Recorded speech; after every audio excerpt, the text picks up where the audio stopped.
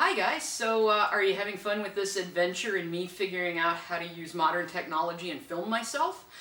Let's get back to structures. Previously, we talked about folds, how rocks are bent in ductile deformation. But our next thing is going to be looking at faults and how rocks are broken under brittle deformation. So a fault is where these rock layers break. And like I said, it's because of brittle deformation. And the thing about faults is just like there were parts of a fold, there are parts of a fault. And so in a fault, you're going to have the fault trace, where the fault is exposed on Earth's surface. You're going to have the fault scarp. Now, this scarp, see these two sides to the fault? This side used to be up here, and it slid downwards. And where it's slid along, that is the fault scarp. Now, we also have what's called the hanging wall and the foot wall. And these two things get their name from the early days of mining. So way back, hundreds of years ago, people noticed that often along ancient fault systems, there were precious metals deposited, like gold and silver. So what they would do is they would drive their mine tunnels along those ancient fault systems after those minerals. Well, let's take a look at what happens then. We have our mine tunnel on there. There's our little miner. And notice he is standing on the foot wall, and where he would hang his light above his head, that is the hanging wall. And so that's an important thing, is to be able to always tell whether you have the hanging wall or the foot wall, because that's going to help you determine what type of fault you're dealing with. All right, so let's take a look at some of these different types of faults that we have. Oh, before we do that, I forgot I put this in. We're actually standing at a fault trace. Do you notice that up here it's kind of flat, and right here it's kind of flat, and there's this hill right there? And that's because the La Hencia fault, this block of rock used to be up here, and it slid downwards. And so that's the fault scarp, and we're basically standing right along the fault trace.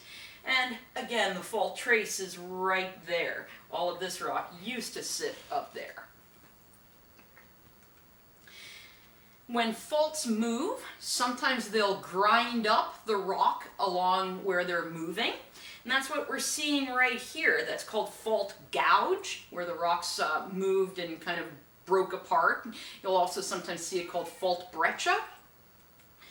And these things, these nice smooth surfaces, depending on the composition of the rock and the movement along the fault, you might get polished rock like this where faults move. And we call these slicken sides. So anyway, let's take a look at a couple of different types of faults that we have. One type or group of faults are called dip-slip faults. In dip-slip faults, the rocks on one side of the fault move up or down compared to the rocks on the other side of the fault. And first of the dip-slip faults are called normal faults. And in a normal fault, the hanging wall moves down relative to the foot wall. So that would be very much like what we see here. See how the hanging wall has moved down compared to the foot wall? That's a normal fault. Normal faults result from tensional stress. So these things are formed where we have pull-apart stresses. So you would expect these to be in places like rift valleys and other divergent plate boundaries. This is a real-life normal fault. That's my colleague Jeff, and he's very conveniently standing next to the fault, so we can see he's standing in the foot wall, and right above him is the hanging wall. Notice these kind of purple-gray rocks, and those purple-gray rocks, they should match up, but these have moved down. So the hanging wall has moved down compared to the foot wall. That is a normal fault. Well, the opposite of a normal fault is a reverse fault. And in the case of a reverse fault, well, the hanging wall moves up compared to the foot wall. And this happens because This time we have pushing together forces. We have those compressional stresses.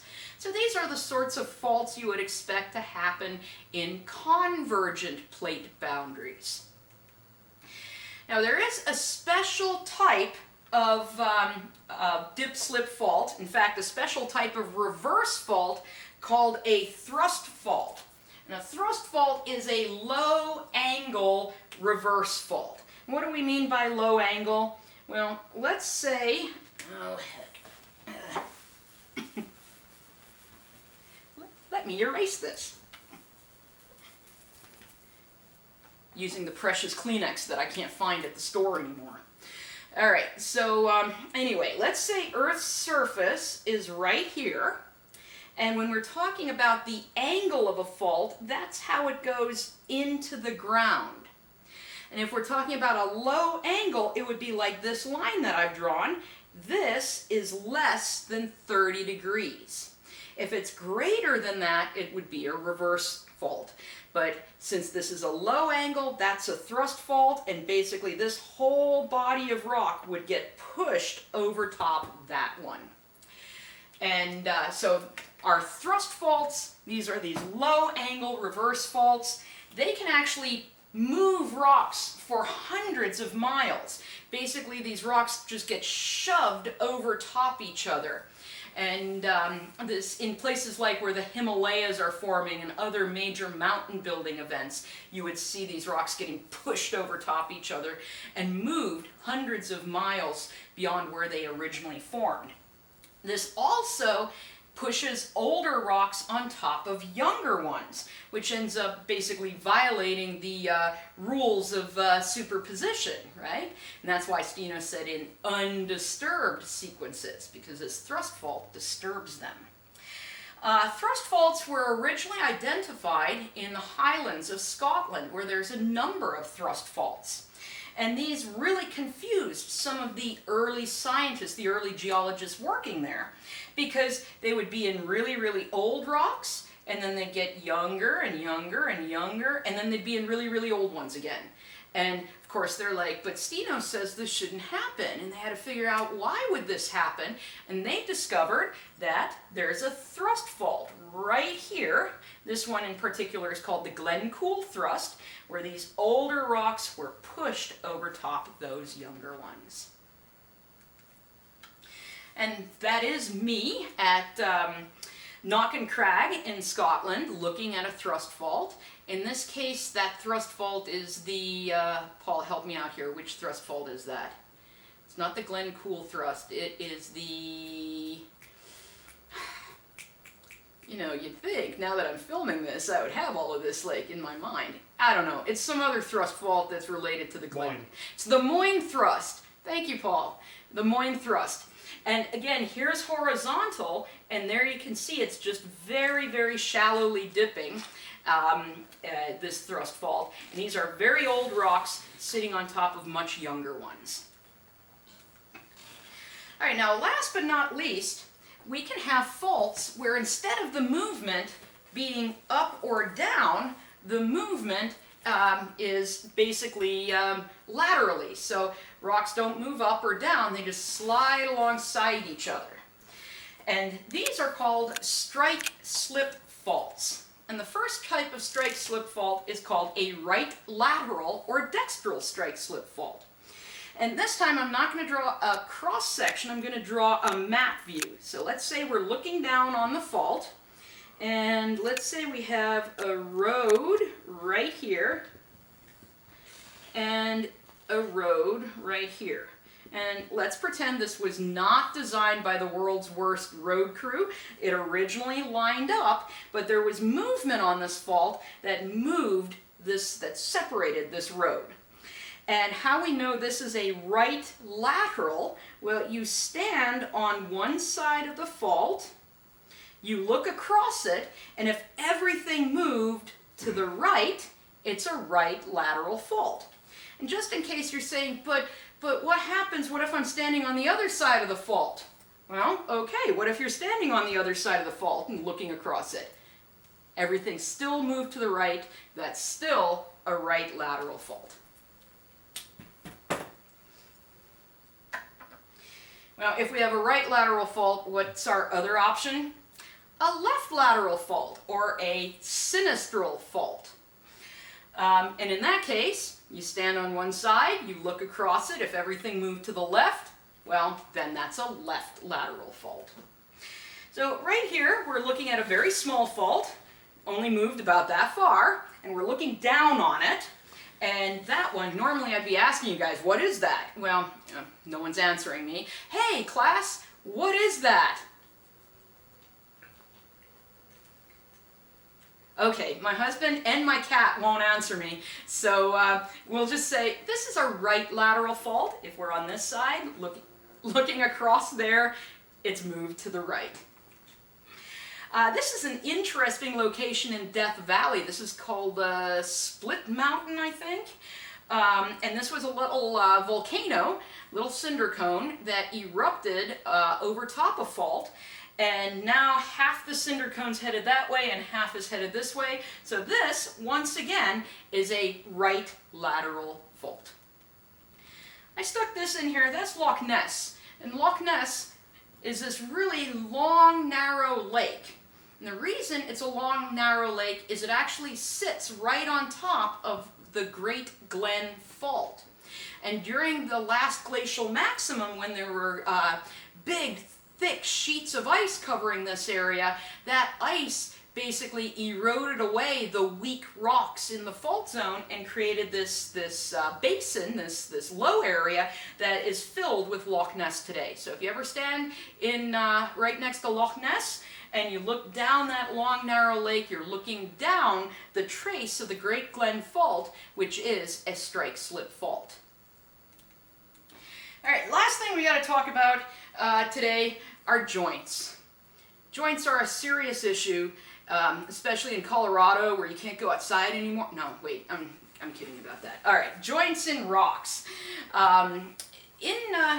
In rocks, sometimes they break, sometimes we get brittle deformation, but there's no movement, right? Instead of like in a fault where one side moves compared to the other, these just sit there. They just crack.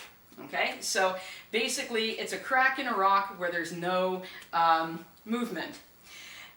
They often occur in systems, like what we see here in Arches National Park. Notice all these cracks that have lined up like that. That is a joint system. And sometimes when you have lots of these joint systems intersecting each other, you can get some really fascinating landscapes forming. And this is looking down at Arches National Park, where you can see those cracks, those joints developed in the rock. And because of that joint system, remember back when we went over weathering, I talked about how chemical weathering occurs on exposed surfaces. Well, when you start getting these cracks developing in the rock, that allows for weathering to occur on these exposed surfaces, and ultimately allows for things like the arches of Arches National Park to form. All right, this is normally where I would do like a nice little quiz with you guys and be like, find me all the structures in this. And I could be mean and be like, figure out some way to make you do that online, but I'm not going to do that. So let's find all the structures in this wall. You know, when I was in college, we actually got driven out there in this like Suburban and told sketch that and find all the structures. But I'm going to make it easy for you.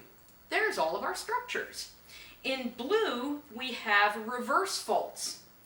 See how this got pushed over top that? And this black line here, that is a normal fault. Well, hopefully if you've been listening to lecture, that should make you think, huh? Reverse faults form where I have compression, pushing together stress, and normal faults form where I have pulling apart stress. How do I get both at the same place? Well, you get both at the same place because they formed at different times. Let's go back to geologic time. Remember cross-cutting relationships? Notice how the normal fault cuts across the reverse faults. That tells us it came after those reverse faults. So in fact, how this area formed is during the formation of the Rocky Mountains, The Rocky Mountains formed from compressional stress. That's when we got the reverse faults.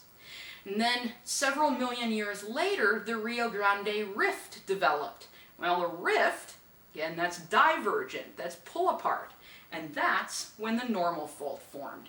And so see how after a while you can start reading the rocks once you know how to look at structures and how to use these relative dating principles. And you can start figuring out the history, the geologic history of an area. And that's the random picture of the day. I'm not going to, jip you out of those. That's my ancestral castle, and it's kind of fun. When I was a little kid, we'd play in there, my brother and I, except my brother being the, kind of mean and mischievous man that he is. He locked me in the dungeon and told my parents I ran away from home. And so anyway, that was an adventure. I beat the crap out of him after I got out. So anyway, my ancestral castle. So that's it for this lesson, and I'll see you in a little bit, and I'll post our next lesson.